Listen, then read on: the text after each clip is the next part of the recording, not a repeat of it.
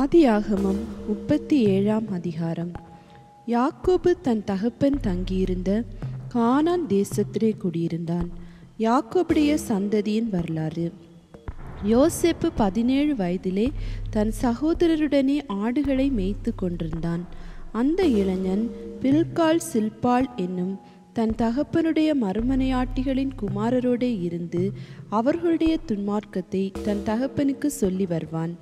இஸ்ரவேலின் முதிர் வயதிலே யோசேப்பு தனக்கு பிறந்ததினால் இஸ்ரவேல் தன் குமாரர் எல்லாரிலும் அவனை அதிகமாய் நேசித்து அவனுக்கு பல வருணமான அங்கியை செய்வித்தான். அவனுடைய சகோதரர் எல்லாரிலும் அவனை தங்கள் தகப்பன் அதிகமாய் நேசிக்கிறதை அவன் சகோதரர் கண்டபோது அவனோடே பட்சமாய் பேசாமல் அவனை பகைத்தார்கள். யோசேப்பு ஒரு சொப்பனம் கண்டு அதை தன் சகோதரருக்கு அறிவித்தான். அது நிமித்தம் அவனை இன்னும் அதிகமாய் பகைத்தார்கள். அவன் அவர்களை நோக்கி, நான் கண்ட சொப்பனத்தை கேளுங்கள். நாம் வயலில் அறுத்த அரிகளை கட்டி கொண்டிருந்தோம். அப்பொழுது என்னுடைய அரிக்கட்டு நிமிர்ந்திருந்தது, உங்கள் அரிக்கட்டுகள் என் அரிக்கட்டை சுற்றி வணங்கி நின்றது என்றான். அப்பொழுது அவன் சகோதரர் அவனை பார்த்து, நீ எங்கள் மேல் துரைத்தனம் பண்ணுவாயோ, நீ எங்களை ஆழப் போகிறாயோ என்று சொல்லி அவனை அவன் சொப்பனங்களின் நிமித்தமும் அவன் வார்த்தைகளின் நிமித்தமும் இன்னும் அதிகமாய் பகைத்தார்கள். அவன் வேறொரு சொப்பனம் கண்டு தன் சகோதரரை நோக்கி, நான் இன்னும் ஒரு சொப்பனத்தை கண்டேன். சூரியனும் சந்திரனும் 11 நட்சத்திரங்களும் என்னை வணங்கினது என்றான். இதை அவன் தன் தகப்பனுக்கும் தன் சகோதரருக்கும் சொன்னபோது அவன் தகப்பன் அவனை பார்த்து, நீ கண்ட இந்த சொப்பனம் என்ன? நானும் உன் தாயாரும் உன் சகோதரரும் தரை மட்டும் குனிந்து உன்னை வணங்க வருவோமோ என்று அவனை கடிந்து கொண்டான். அவன் சகோதரர் அவன் மேல் பொறாமை கொண்டார்கள். அவன் தகப்பனோ அவன் சொன்னதை மனதிலே வைத்து கொண்டான். பின்பு அவன் சகோதரர் சீகேமிலே தங்கள் தகப்பனுடைய ஆடுகளை மேய்க்கப் போனார்கள். அப்பொழுது இஸ்ரவேல் யோசேப்பை நோக்கி, உன் சகோதரர் சீகேமிலே ஆடுகளை மேய்க்கிறார்கள் அல்லவா? உன்னை அவர்களிடத்துக்கு அனுப்பப் போகிறேன், வா என்றான். அவன் இதோ போகிறேன் என்றான். அப்பொழுது அவன், நீ போய் உன் சகோதரருடைய சேமம் எப்படி என்றும் ஆடுகள் எப்படி இருக்கிறது என்றும் பார்த்து எனக்கு மறு செய்தி கொண்டு வா என்று அவனுக்கு சொல்லி எபிரோன் பள்ளத்தாக்கிலே இருந்து அவனை அனுப்பினான். அந்தபடியே அவன் சீகேமுக்கு போனான். அப்பொழுது ஒரு மனிதன் அவன் வெளியிலே வழி தப்பி திரிகிறதை கண்டு, என்ன தேடுகிறாய் என்று அவனை கேட்டான். அதற்கு அவன், என் சகோதரரை தேடுகிறேன், அவர்கள் எங்கே ஆடு மேய்க்கிறார்கள் சொல்லும் என்றான். அந்த மனிதன், அவர்கள் இவ்விடத்திலிருந்து போய்விட்டார்கள், தோத்தானுக்கு போவோம் என்று அவர்கள் சொல்ல கேட்டேன் என்றான். அப்பொழுது யோசேப்பு தன் சகோதரரை தொடர்ந்து போய் அவர்களை தோத்தானிலே கண்டுபிடித்தான்.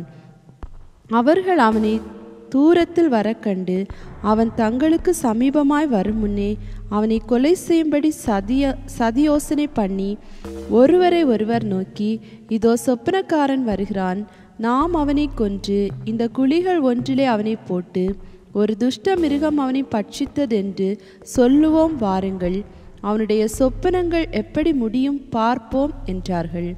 ரூபன் அதை கேட்டு அவனை அவர்கள் கைக்கு தப்புவித்து அவனை அவன் தகப்பனிடத்துக்கு திரும்பவும் கொண்டு போக மனதுள்ளவனாய் அவர்களை நோக்கி, அவனை கொல்ல வேண்டாம், நீங்கள் இரத்தம் சிந்தலாகாது, நீங்கள் அவன் மேல் கை வையாமல் அவனை வனாந்திரத்திலுள்ள இந்த குழியிலே போட்டுவிடுங்கள் என்று சொல்லி இவ்விதமாய் ரூபன் அவனை அவர்கள் கைக்கு தப்புவித்தான். யோசேப்பு தன் சகோதரிடத்தில் சேர்ந்தபோது யோசேப்பு உடுத்தி கொண்டிருந்த பலவருண அங்கியை அவர்கள் கழற்றி அவனை எடுத்து அந்த குழியிலே போட்டார்கள். அது தண்ணீர் இல்லாத வெறுங்குழியாய் இருந்தது. பின்பு அவர்கள் போஜனம் செய்யும்படி உட்கார்ந்தார்கள். அவர்கள் தங்கள் கண்களை ஏறெடுக்கும் போது இதோ கீலேயாத்திலிருந்து வருகிற இஸ்மவேலருடைய கூட்டத்தை கண்டார்கள்.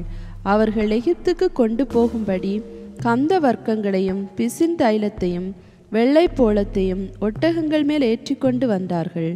அப்பொழுது யூதா தன் சகோதரரை நோக்கி, நாம் நம்முடைய சகோதரனை கொன்று அவன் இரத்தத்தை மறைப்பதினால் லாபம் என்ன? அவனை இந்த இஸ்மவேலருக்கு விற்று போடுவோம், வாருங்கள், நமது கை அவன் மேல் படாதிருப்பதாக, அவன் நம்முடைய சகோதரனும் நம்முடைய மாம்சவுமாய் இருக்கிறானே என்றான். அவன் சகோதரர் அவன் சொல்லுக்கு இணங்கினார்கள். அந்த வர்த்தகரான மீதியானியர் கடந்து போகிற போது அவர்கள் யோசேப்பை அந்த குழியிலிருந்து தூக்கி எடுத்து அவனை இஸ்மவேலர் கையில் 20 வெள்ளிக்காசுக்கு விற்று போட்டார்கள். அவர்கள் யோசேப்பை எகிப்திற்கு கொண்டு போனார்கள். பின்பு ரூபன் அந்த குழியினிடத்துக்கு திரும்பி போன போது யோசேப்பு குழியில் இல்லை என்று கண்டு தன் வஸ்திரங்களை கிழித்து கொண்டு தன் சகோதரிடத்துக்கு திரும்பி வந்து, இளைஞன் இல்லையே, ஐயோ, நான் எங்கே போவேன் என்றான். அவர்கள் யோசேப்பின் அங்கியை எடுத்து ஒரு வெள்ளாட்டு கடாவை அடித்து அந்த அங்கியை இரத்தத்திலே தோய்த்து பல வருடமான அந்த அங்கியை தங்கள் தகப்பனிடத்துக்கு அனுப்பி, இதை நாங்கள் கண்டெடுத்தோம், இது உம்முடைய குமாரன் அங்கியோ அல்லவோ, பாரும் என்று சொன்னார்கள். யாக்கோபு அதை கண்டு, இது என் குமாரனுடைய அங்கிதான், ஒரு துஷ்ட மிருகம் அவனை பட்சித்து போட்டது.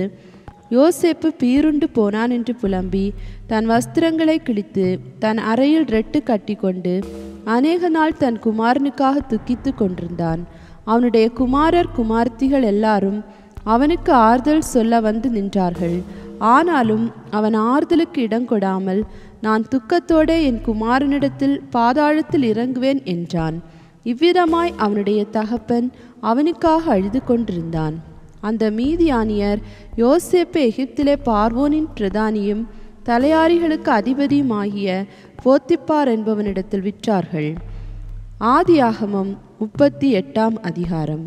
அக்காலத்திலே யூதா தன் சகோதரரை விட்டு அத்துல்லாம் ஊரானாகிய ஈரா என்னும் ஒரு மனிதனிடத்தில் போய் சேர்ந்தான். அங்கே யூதா சூவா என்னும் பேருள்ள ஒரு கானானியனுடைய குமார்த்தியை கண்டு அவளை விவாகம் பண்ணி அவளோடே சேர்ந்தான். அவள் கர்ப்பவதியாகி ஒரு குமாரனை பெற்றாள். அவனுக்கு ஏர் என்று பெயரிட்டான். அவள் மறுபடியும் கர்ப்பவதியாகி ஒரு குமாரனை பெற்று அவனுக்கு ஓனான் என்று பெயரிட்டாள். அவள் மறுபடியும் கர்ப்பவதியாகி ஒரு குமாரனை பெற்று அவனுக்கு சேலா என்று பெயரிட்டாள். அவள் இவனை பெறுகிற போது அவன் கேசிப்பிலே இருந்தான். யூதா தன் மூத்த மகனாகிய ஏர் என்பவனுக்கு தாமார் என்னும் பேருள்ள ஒரு பெண்ணை கொண்டான். யூதாவின் மூத்த மகனாகிய ஏர் என்பவன் கர்த்தரின் பார்வைக்கு பொல்லாதவனாய் இருந்ததினால் கர்த்தர் அவனை அழித்து போட்டார். அப்பொழுது யூதா ஓனானை நோக்கி, நீ உன் தமையன் மனைவியை சேர்ந்து அவனை மைத்துன சுதந்திரமாய் படைத்து உன் தமையனுக்கு சந்ததியை உண்டாக்கு என்றான். அந்த சந்ததி தன் சந்ததியாய் இராதென்று ஓனான் அறிந்தபடினாலே அவன் தன் தமையனுடைய மனைவியை சேரும்போது தன் தமையனுக்கு சந்ததி உண்டாகாதபடிக்கு தன் வித்தை தரையிலே விழவிட்டு கெடுத்தான். அவன் செய்தது கர்த்தரின் பார்வைக்கு பொல்லாததாய் இருந்ததினால் அவனையும் அவர் அழித்து போட்டார். அப்பொழுது யூதா தன் குமாரனாகிய சேலாவும் அவன் சகோதரர் செய்தது போல சாவான் என்று அஞ்சி தன் மருமகளாகிய தாமாரை நோக்கி, என் குமாரனாகிய சேலா பெரியவனாகும் மட்டும் நீ உன் தகப்பன் வீட்டிலே கைம்பெண்ணாய் தங்கியிரு என்று சொன்னான். அந்தபடியே தாமார் போய் தன் தகப்பன் வீட்டிலே தங்கியிருந்தாள். அநேக நாள் சென்ற பின் சூவாவின் குமாரத்தியாகிய யூதாவின் மனைவி மரித்தாள். யூதாவினுடைய துக்கம் மாறின பின் அவன் அத்துலாம் ஊரான் ஆகிய தன் சிநேகிதன் ஈராவுடனே திம்னாவிலே தன் ஆடுகளை மயிர் கத்தரிக்கிறவர்களிடத்திற்கு போனான். அப்பொழுது உன் மாமனார் தம்முடைய ஆடுகளை மயிர் கத்தரிக்க திம்னாவுக்கு போகிறார் என்று தாமாருக்கு அறிவிக்கப்பட்டது. சேலா பெரியவனாகியும் தான் அவனுக்கு மனைவியாக கொடுக்கப்படவில்லை என்று அவள் கண்டபடியால் தன் கைம்பெண்மைக்குரிய வஸ்திரங்களை களைந்து போட்டு முக்காடிட்டு தன்னை மூடிக்கொண்டு திம்னாவுக்கு போகிற வழியில் இருக்கிற நீரூற்றுகளுக்கு முன்பாக உட்கார்ந்தாள். யூதா அவளை கண்டு அவள் தன் முகத்தை மூடியிருந்தபடியால் அவள் ஒரு வேசி என்று நினைத்து அந்த வழியாய் அவளிடத்தில் போய் அவள் தன் மருமகள் என்று அறியாமல், நான் உன்னிடத்தில் சேரும்படி வருவாயா என்றான். அதற்கு அவள், நீர் என்னிடத்தில் சேரும்படி எனக்கு என்ன தருவீர் என்றாள். அதற்கு அவன், நான் மந்தையிலிருந்து ஒரு வெள்ளாட்டு குட்டியை அனுப்புகிறேன் என்றான். அதற்கு அவள், நீர் அதை அனுப்பும் அளவும் ஒரு அடைமானம் கொடுப்பீரா என்றாள். அப்பொழுது அவன், நான் உனக்கு அடைமானமாக என்ன கொடுக்க வேண்டும் என்று கேட்டான். அதற்கு அவள், உம்முடைய முத்திரை மோதிரமும் உம்முடைய ஆரமும் உம்முடைய கைக்கோலும் கொடுக்க வேண்டும் என்றாள். அவன் அவைகளை அவளுக்கு கொடுத்து அவளிடத்தில் சேர்ந்தான். அவள் அவனாலே கர்ப்பவதி ஆகி எழுந்து போய் தன் முக்காட்டை களைந்து தன் கைம்பெண்மைக்குரிய வஸ்திரங்களை உடுத்தி கொண்டாள். யூதா அந்த ஸ்திரீனிடத்தில் இருந்த அடைமானத்தை வாங்கி கொண்டு வரும்படி அத்துல்லாம் முரானாகிய தன் சிநேகிதன் கையிலே ஒரு வெள்ளாட்டு குட்டியை கொடுத்து அனுப்பினான். அவன் அவளை காணாமல் அவ்விடத்து மனிதரை நோக்கி, வழியண்டை நீரூற்றுகள் அருகே இருந்த தாசி எங்கே என்று கேட்டான். அதற்கு அவர்கள், இங்கே தாசி இல்லை என்றார்கள். அவன் யூதாவினிடத்தில் திரும்பி வந்து, அவளை காணோம், அங்கே தாசி இல்லை என்று அவ்விடத்து மனிதரும் சொல்லுகிறார்கள் என்றான். அப்பொழுது யூதா, இதோ இந்த ஆட்டுக்குட்டியை அனுப்பினேன், நீ அவளை காணவில்லை, நமக்கு அவகீர்த்தி வராதபடிக்கு அவள் அதை கொண்டு போனால் போகட்டும் என்றான். ஏறக்குறைய 3 மாதம் சென்ற பின்பு உன் மருமகளாகிய தாமார் வேசித்தனம் பண்ணினாள், அந்த வேசித்தனத்தினால் கர்ப்பவதியும் ஆனாள் என்று யூதாவுக்கு அறிவிக்கப்பட்டது. அப்பொழுது யூதா, அவளை வெளியே கொண்டு வாருங்கள், அவள் சுட்டரிக்கப்பட வேண்டும் என்றான். அவள் வெளியே கொண்டு வரப்பட்ட போது அவள் தன் மாமனிடத்துக்கு அந்த அடைமானத்தை அனுப்பி, இந்த பொருட்களை உடையவன் எவனோ அவனாலே நான் கர்ப்பவதி ஆனேன், இந்த முத்திரை மோதிரமும் இந்த ஆரமும் இந்த கோலும் யாருடையவைகள் பாரும் என்று சொல்லி அனுப்பினாள். யூதா அவைகளை பார்த்தறிந்து, என்னிலும் அவள் நீதி உள்ளவள், அவளை என் குமாரனாகிய சேலாவுக்கு கொடாமற் போனேனே என்றான். அப்புறம் அவன் அவளை சேரவில்லை. அவளுக்கு பிரசவ காலம் வந்தபோது அவள் கர்ப்பத்தில் 2 பிள்ளைகள் இருந்தன. அவள் பெறுகிற போது ஒரு பிள்ளை கையை நீட்டினது. அப்பொழுது மருத்துவச்சி அதன் கையை பிடித்து அதில் சிவப்பு நூலை கட்டி, இது முதலாவது வெளிப்பட்டது என்றாள். அது தன் கையை திரும்ப உள்ளே வாங்கி கொண்ட போது அதன் சகோதரன் வெளிப்பட்டான். அப்பொழுது அவள், நீ மீறி வந்ததென்ன? இந்த மீறுதல் உன்மேல் நிற்கும் என்றாள். அதனாலே அவனுக்கு பாரேஸ் என்று பெயரிடப்பட்டது. பிற்பாடு கையில் சிவப்பு நூல் கட்டியிருந்த அவனுடைய தம்பி வெளிப்பட்டான். அவனுக்கு சேரா என்று பெயரிடப்பட்டது. ஆதியாகமம் 39ஆம் அதிகாரம். யோசேப்பு எகிப்துக்கு கொண்டு போகப்பட்டான். பார்வோனுடைய பிரதானியும் தலையாரிகளுக்கு அதிபதியுமாகிய போத்திபார் என்னும் எகிப்து தேசத்தான் அவனை அவ்விடத்திற்கு கொண்டு வந்த இஸ்மவேலரிடத்தில் விலைக்கு வாங்கினான். கர்த்தர் யோசேப்போடே இருந்தார். அவன் காரிய சித்தியுள்ளவன் ஆனான். அவன் எகிப்தியனாகிய தன் எஜமானுடைய வீட்டிலே இருந்தான். கர்த்தர் அவனோடே இருக்கிறார் என்றும் அவன் செய்கிற யாவையும் கர்த்தர் வாய்க்க பண்ணுகிறார் என்றும் அவன் எஜமான் கண்டு யோசேப்பினிடத்தில் தயவு வைத்து அவனை தனக்கு ஊழியக்காரனும் தன் வீட்டுக்கு விசாரணைக்காரனுமாக்கி தனக்கு உண்டான யாவற்றையும் அவன் கையில் ஒப்புவித்தான். அவனை தன் வீட்டுக்கும் தனக்கு உண்டான எல்லாவற்றிற்கும் விசாரணைக்காரனாக்குனது முதற்கொண்டு கர்த்தர் யோசேப்பு நிமித்தம் அந்த எகிப்தியன் வீட்டை ஆசீர்வதித்தார். வீட்டிலும் வெளியிலும் அவனுக்கு உண்டானவைகள் எல்லாவற்றிலும் கர்த்தருடைய ஆசீர்வாதம் இருந்தது. ஆகையால் அவன் தனக்கு உண்டானதை எல்லாம் யோசேப்பின் கையிலே ஒப்பு கொடுத்து விட்டு தான் புசிக்கிற போஜனம் தவிர தன்னிடத்தில் இருந்த மற்றொன்றை குறித்தும் விசாரியாதிருந்தான். யோசேப்பு அழகான ரூபமும் சௌந்தரிய முகமும் உள்ளவனாயிருந்தான். சில நாள் சென்ற பின் அவனுடைய எஜமானின் மனைவி யோசேப்பின் மேல் கண் போட்டு, என்னோட சயனி என்றாள். அவனோ தன் எஜமானுடைய மனைவியின் சொல்லுக்கு இணங்காமல் அவளை நோக்கி, இதோ வீட்டிலே என்னிடத்தில் இருக்கிறவைகளில் யாதொன்றை குறித்தும் என் ஆண்டவன் விசாரியாமல் தமக்கு உண்டான எல்லாவற்றையும் என் கையில் ஒப்பித்திருக்கிறார். இந்த வீட்டிலே என்னிலும் பெரியவன் இல்லை. நீ அவருடைய மனைவியாயிருக்கிறபடியால் உன்னை தவிர வேறொன்றையும் அவர் எனக்கு விலக்கி வைக்கவில்லை. இப்படி இருக்க நான் இத்தனை பெரிய பொல்லாங்குக்கு உடன்பட்டு தேவனுக்கு விரோதமாய் பாவம் செய்வது எப்படி என்றான். அவள் நித்தம் நித்தம் யோசேப்போடு இப்படி பேசிக்கொண்டு வந்தும் அவன் அவளுடனே சயனிக்கவும் அவளுடனே இருக்கவும் சம்மதிக்கவில்லை. இப்படி இருக்கும்போது ஒரு நாள் அவன் தன் வேலையை செய்கிறதற்கு வீட்டுக்குள் போனான். வீட்டு மனிதரில் ஒருவரும் வீட்டில் இல்லை.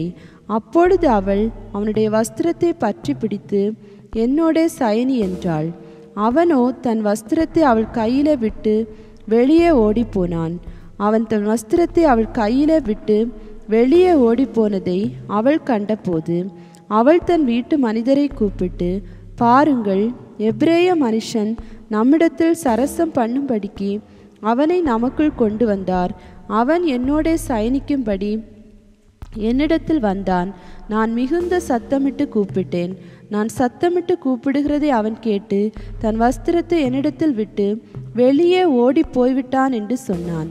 அவனுடைய எஜமான் வீட்டுக்கு வருமளவும் அவனுடைய வஸ்திரத்தை தன்னிடத்தில் வைத்திருந்து அவனை நோக்கி, நீர் நம்மிடத்தில் கொண்டு வந்த அந்த எபிரேய வேலைக்காரன் சரசம் பண்ணும்படிக்கு என்னிடத்தில் வந்தான். அப்பொழுது நான் சத்தமிட்டு கூப்பிட்டேன். அவன் தன் வஸ்திரத்தை என்னிடத்தில் விட்டு வெளியே ஓடிப்போனான் என்றாள். உம்முடைய வேலைக்காரன் எனக்கு இப்படி செய்தான் என்று தன் மனைவி தன்னோடே சொன்ன வார்த்தைகளை அவனுடைய எஜமான் கேட்டபோது அவனுக்கு கோபம் உண்டது. யோசேப்பின் எஜமான் அவனை பிடித்து ராஜாவின் கட்டளையால் காவலில் வைக்கப்பட்டவர்கள் இருக்கும் சிறைச்சாலையிலே அவனை ஒப்புவித்தான். அந்த சிறைச்சாலையில் அவன் இருந்தான். கர்த்தரோ யோசேப்போடே இருந்து அவன் மேல் கிருபை வைத்து சிறைச்சாலை தலைவனுடைய தயவு அவனுக்கு கிடைக்கும்படி செய்தார். சிறைச்சாலை தலைவன் சிறைச்சாலையில் வைக்கப்பட்ட யாவரையும் யோசேப்பின் கையிலே ஒப்புவித்தான். அங்கே அவர்கள் செய்வதெல்லாவற்றையும் யோசேப்பு செய்வித்தான். கர்த்தர் அவனோடு இருந்தபடினாலும் அவன் எதை செய்தானோ அதை கர்த்தர் வாய்க்க பண்ணினபடினாலும் அவன் வசமாயிருந்த யாதொன்றை குறித்தும் சிறைச்சாலை தலைவன் விசாரிக்கவில்லை.